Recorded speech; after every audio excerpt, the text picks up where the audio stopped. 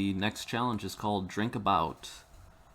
We'll go over the instructions. It says that kids drink toddy, teens drink Coke, young adults drink beer, and adults drink whiskey. Make a function that receives a customer's age and return what they drink. So not totally realistic. Normally you just ask somebody what they would drink. But we're simplifying things here. The rules, they sort of define the thresholds for the age categories. You have children under 14. Anything under 18 is a teen. Anybody under 21 is called young, and adults are 21 and older. So we see some examples below. The 13-year-olds returns drink toddy. I guess we return the string drink and then whatever drink is appropriate. So yeah, feel free to look over those. I think it's pretty clear what to do. We'll head over to code. Please pause the video and implement this yourself. Come on back when you're ready. So you probably figured out you can do the normal kind of if-else thing, or a series of conditional statements and simply returning the string that they're looking for while you check for the age passed in. And I'm going to change this, that old just looks awful. So it's taking an age. I'm going to do something a little bit different. We've gone over conditional statements multiple times, and this video would probably kind of be boring just doing the same thing again. So I thought might be a good chance to explore some other aspects of object-oriented programming. If you want to do just the if statement thing and get out of here, go ahead and knock yourself out. I'm trying to keep things interesting, plant the seeds for using classes, making our own types, that sort of thing. So with that in mind, I'm going to do some extra work that isn't entirely necessary, but hopefully it helps you understand OOP a little bit better. So to this end, I'm going to, let's start, I'm going to make an enumeration, and these are called enums, and they are nice in that they allow you to apply a name to a value. So you can refer to it. We've talked about magic variables in the past, how you just are checking for some numeric value for a comparison, but it's not always clear why the programmer used that number. And so when you have an enumeration, it reads really well, and it's like, oh, okay, I see what they mean by that value. And so I'm going to do the age thresholds this way. I'm going to say age category. My idea ultimately will be that I'm going to create this waiter class, or you could call it a bartender or whatever name you like, and then I can simply tell them what type of age they're dealing with, and they can return the resulting drink that way. So my categories are, we'll say kid to cover, or maybe I should say child, they called it children. I'll say teen. I'm going to use young adult because I think young, could apply to anybody that's young. Kids, teens, and young adults. And then we'll say adult. And those are my 4 categories. And then this can sort of simplify the work for the waiter. They just are told what type they have. They don't have to go messing about with ages and trying to figure out what's appropriate. So good, we have that enum. Then I will make a method that converts an age into one of these age categories. So I can say private static void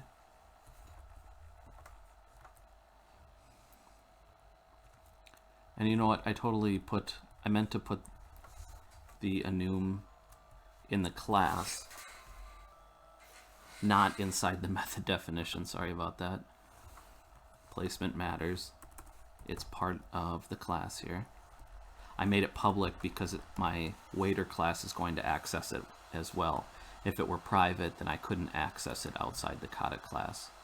So that's that. And then again, for this method I'm making, it should be outside this definition.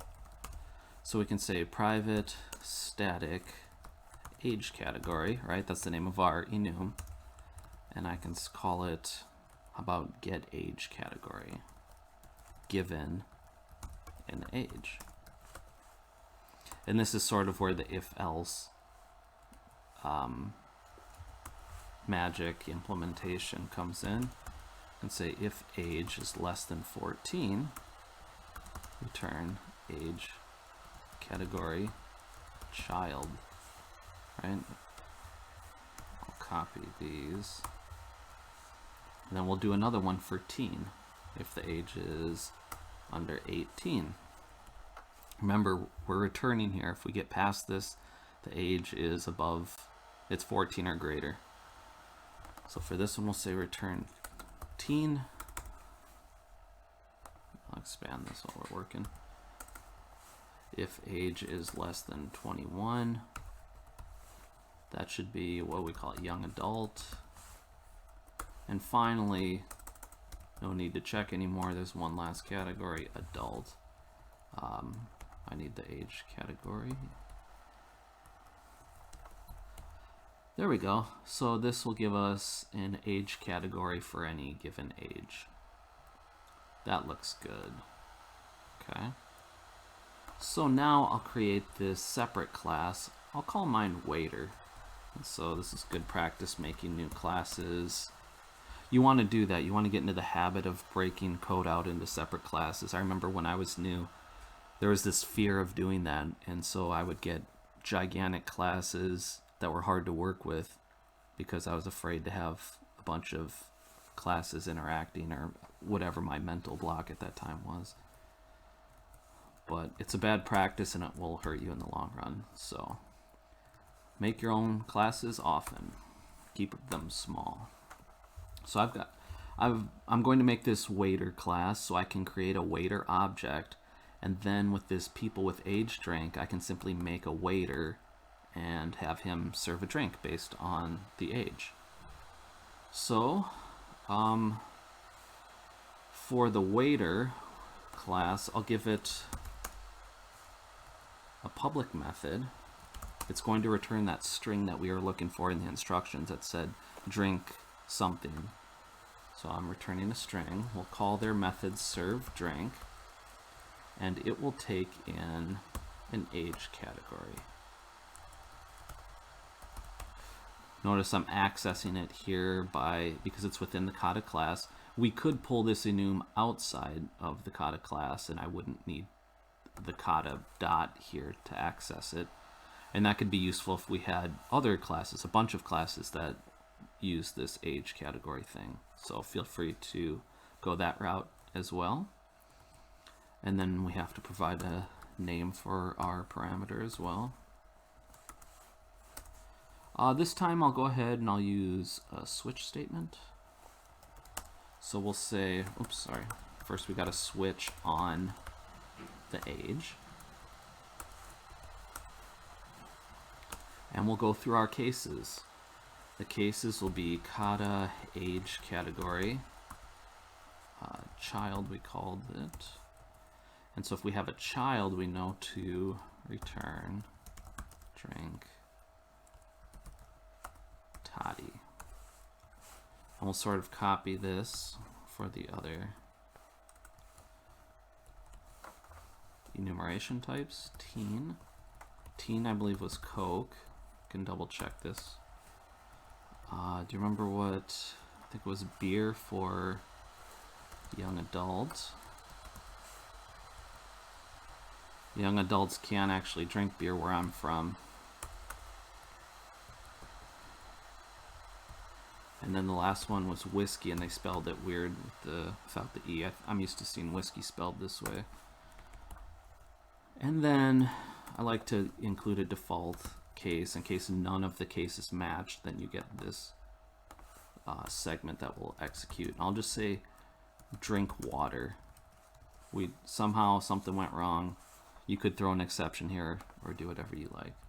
We should never hit that case though. So yeah, that's really all our waiter needs to do for this problem. In real life, waiter would have other functions, or a bartender.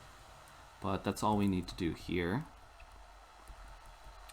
So now in the kata class, in the people with age drink method that they stubbed out for us here to implement, I can make an object of this custom type that I defined. You know what I mean? That's the power of these classes. We get the built-in types like bool, integer, double, all of those that are sort of built in for us, but the power is, right, we can create our own objects that are more complex, that encapsulate a lot of data, and that's extremely useful.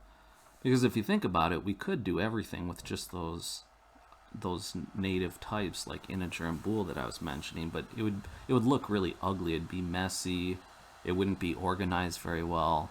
And so by making these custom types, we can sort of manufacture our own objects that are shaped in a way that is easy for us to think about, right? It's easy for us to think about a waiter and what a waiter might do.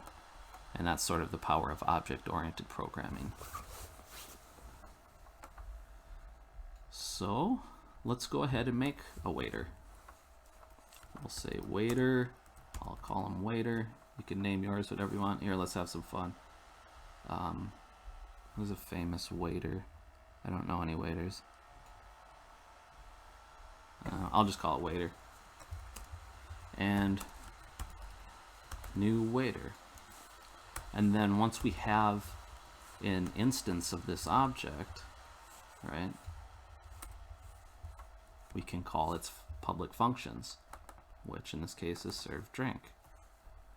So we can access that dot serve drink, and it takes an age category. So how do we get from this age to an age category? Well, it was this get age category method that we made. So I could take that. You could put this on a previous line, this bit right here, if you wanted to, or you can sort of chain these together like this. And so I can return precisely that. And I think this will cover us, assuming I got the drinks right. I didn't make any errors. I don't think I need to bring in any using statements for this. Let's get out of full screen so we can run some tests. Waiter. Let's go ahead and run some tests.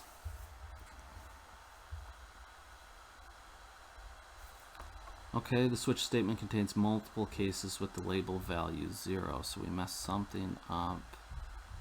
And, oh, sure. Go ahead and pause if you want to try and find the error. And of course, I made 2 cases with the child. I forgot to rename that. I was doing copy paste, and this should have been called adult. Look at that. You see how bad your computer programs can be? I attempted to serve whiskey to a child. What a monster I am. So hopefully you appreciate the power of testing and that sort of thing, provided your tests are good. Anyway, let's get that right before my waiter gets fired. We'll test again. Cool, looks good for the first wave. We'll run the second. And we're good. They're going to let us submit this. So yeah, a lot of extra work, but it was intentional to show you how to use enums, how to make your own classes, like we did for the waiter class here. You'll notice that we didn't use the static keyword here, right? And because we didn't, it required that we actually make a waiter object. We need a waiter object to use this method, is what that means. Had I made this method static, then I could have just said waiter. I could have invoked this function by saying the class name, period, serve drink. And that's the difference. I like to think of the static keyword as sort of turning off object-oriented programming for whatever you apply it to. So meaning that you don't need an actual object to use that method in this case. So yeah, I wanted to show how non-static methods work as well. Hopefully you found this useful. do hit me up with questions, solutions, comments, and otherwise we'll keep moving. I'll submit this off and we'll see a lot of short answers. I seriously doubt anyone did anything like this. Yeah. Chain together a bunch of ternary statements there. Your simple if-else, you know, that's, like I said at the beginning, just get it done and get out. Yeah. Okay, thanks for watching.